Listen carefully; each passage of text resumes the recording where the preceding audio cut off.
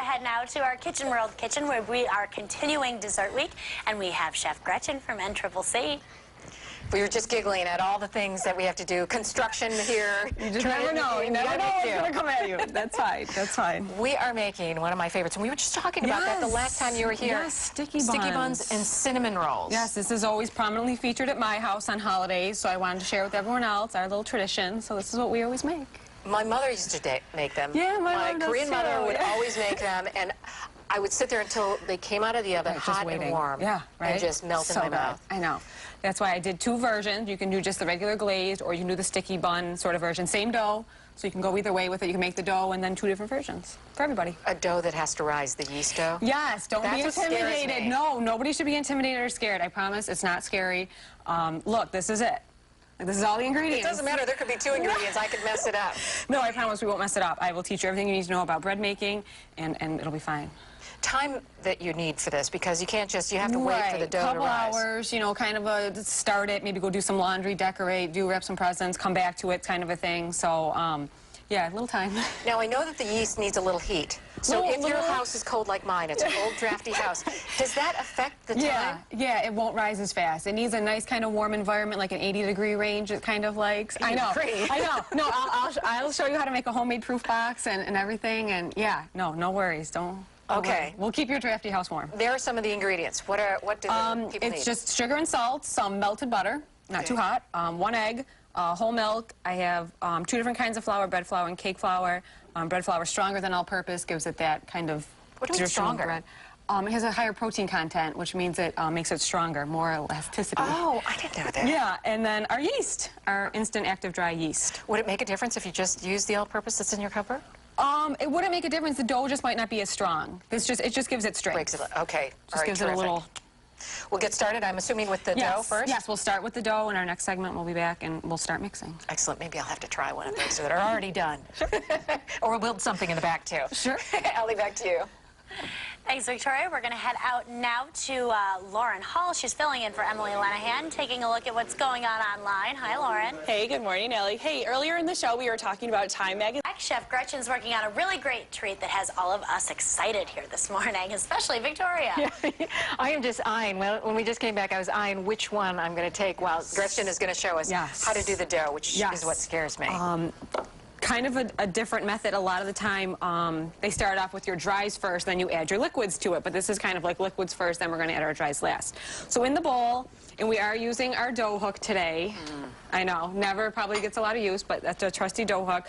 I like to just start by whisking it first, just because the dough hook won't pick it up. It's not it doesn't have the clearance. There's not enough stuff in the bowl yet. So I just kind of like to whisk it together.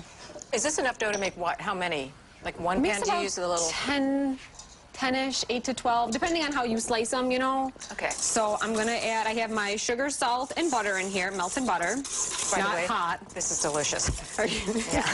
Thank you. You just carry on. If you don't hear anything from me, I'm going to choke. I'll know what's going on. Exactly. And then I'm going to add my milk, which is slightly warm, because we don't want cool with our yeast. The yeast doesn't like to be cold. It likes to be sort of warm or room temperature.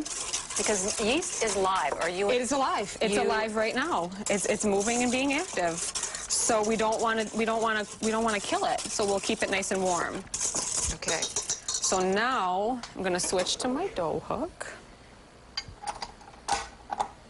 This mimics the action of kneading. You know, if you were to be on a table kneading, this mimics the sort of action of kneading, like when a recipe says to knead. What if you don't have one of those fancy? You can do it by hand. And you'll just have to... And you'll just keep kneading it and kneading it till it comes to a nice, smooth sort of dough. And you'll know when you get to that point. Okay.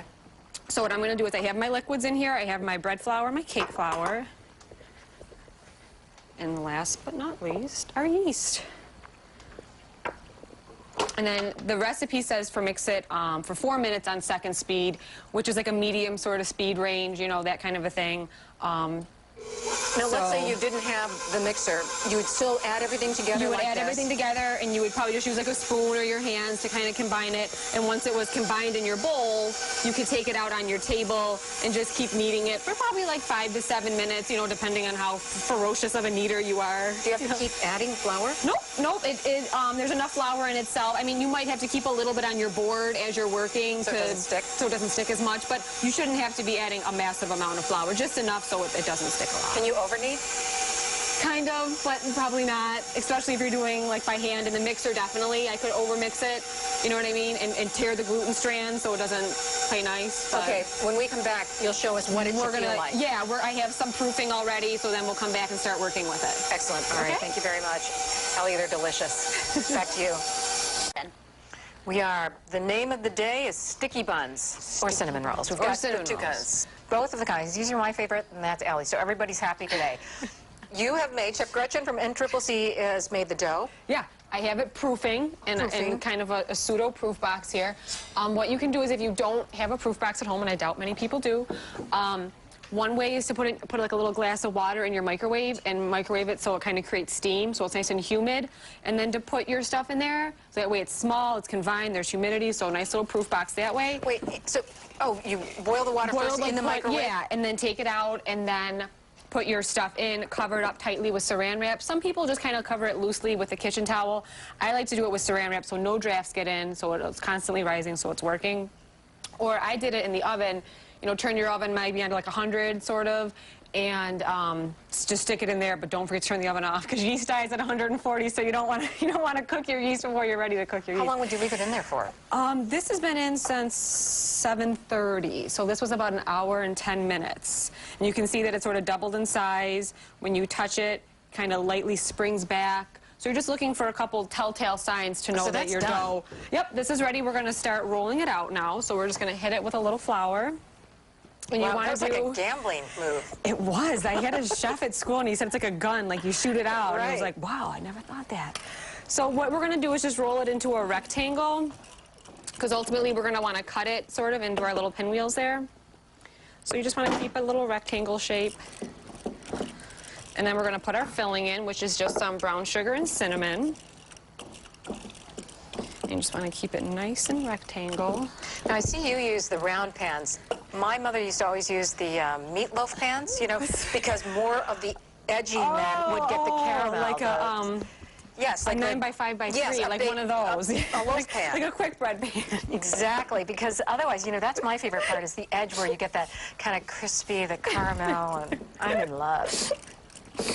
I had these available, and they keep like a nice round shape, so I said, oh, I'll throw them in here. All right.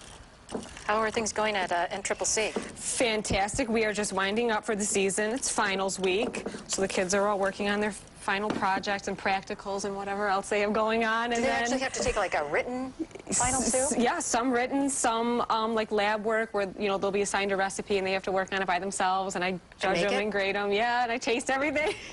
That's fun, actually. It is fun. Unless you have a bad student. Yeah, right. So what I'm going to do now is I like to just put a little bit of butter on here just for more richness and flavor. You can melt it and just kind of drizzle it on, or if it's like warm, you know, you can just kind of smear it on a little bit. Okay. And then if you want to put raisins on or nuts in here, you can do that now too. So I have my mixture, so I'm just going to sprinkle liberally. And use a different thing with to coat the pan for the glazy part, yes, right? you would still fill it the same. You know what I mean? You'd still do this part the same, and then if you wanted to get a sticky bun, you would put a pan glaze already in the bottom, so that way when you go to cut your rolls and put them in, then when they're done, you flip them out, and all the deliciousness falls down the sides. Do you make it yourself, or can you buy it, or what? You make it yourself. There's different recipes. You'll see a sticky bun recipe. It'll say, like, for the topping, which is actually the bottom, you know, kind of a thing. So, yeah, this is just this version with the frosting on it.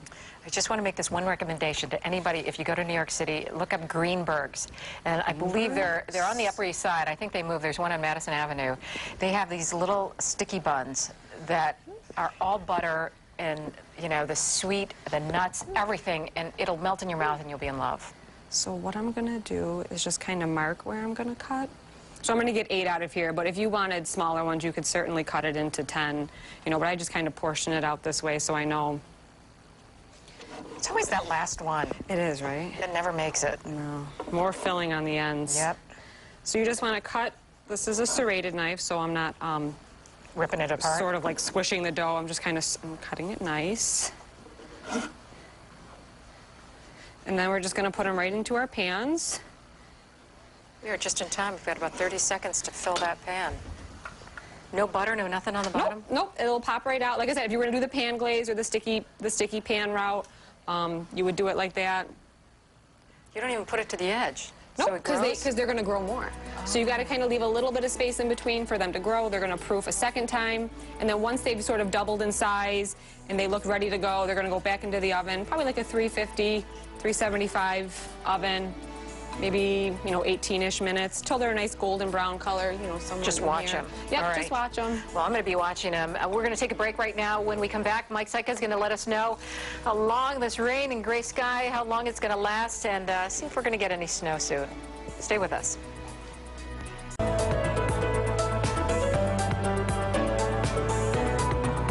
All right, Chef Gretchen from NCCC, very creative. She is making, we were just debating, bread pudding. Bread pudding. And what it tastes like, and if you like it, there it is. It's like French toast. I've tried it, and I think it's delightful. The first time I ever had it was at the Jug in Youngstown, and I went bananas, and I've never looked back. It was my favorite dessert I've ever. I might be recanting this story about this year. I didn't like it, and then... That's right, that's right. So let's make it. We're going to take some milk, just some whole milk, 2 cups of whole milk with a little bit of vanilla, just some eggs. See, it's like French toast, kind of. Yeah. And then just some cinnamon and sugar.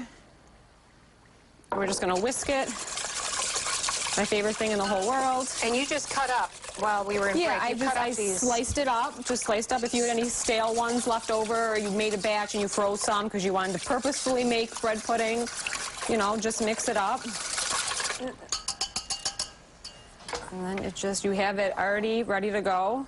That's it? That's it. See, it's like a whole lot of French toast, but it's delicious.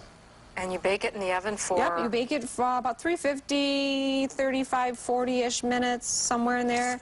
And what I like to do is just make sure everything's soaking. You know what I mean? Like kind of push maybe the parts that aren't reaching it down. And how long do you bake it for? Maybe 40 minutes, 35 minutes, something like that. But you can garnish it when it's finished with some whipped cream. If you'd like to try some now and tell everyone how delicious it is. I am. And I'm going to do it the Buscemi way. That's my home. Just dig in with a fork. Dig in with a fork.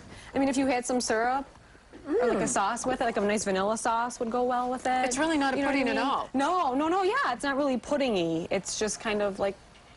I bet warmed with some vanilla ice cream. Right, it would be delicious. Right, and then you can use up your leftover bread. You can do this with any bread. You don't have to do it with cinnamon rolls. You can do it with... maybe it's cinnamon raisin bread. You can do it with a whole sticky bread. Bun in your hand? Sticky bun in your hand, making bread pudding in the other hand, anything like that. Hey, happy holidays to you. Yes, Merry you Christmas. too. Thank you so much, Ruth. We'll see you maybe next year. Yes, absolutely. Back to you, Allie. Thank you, Victoria.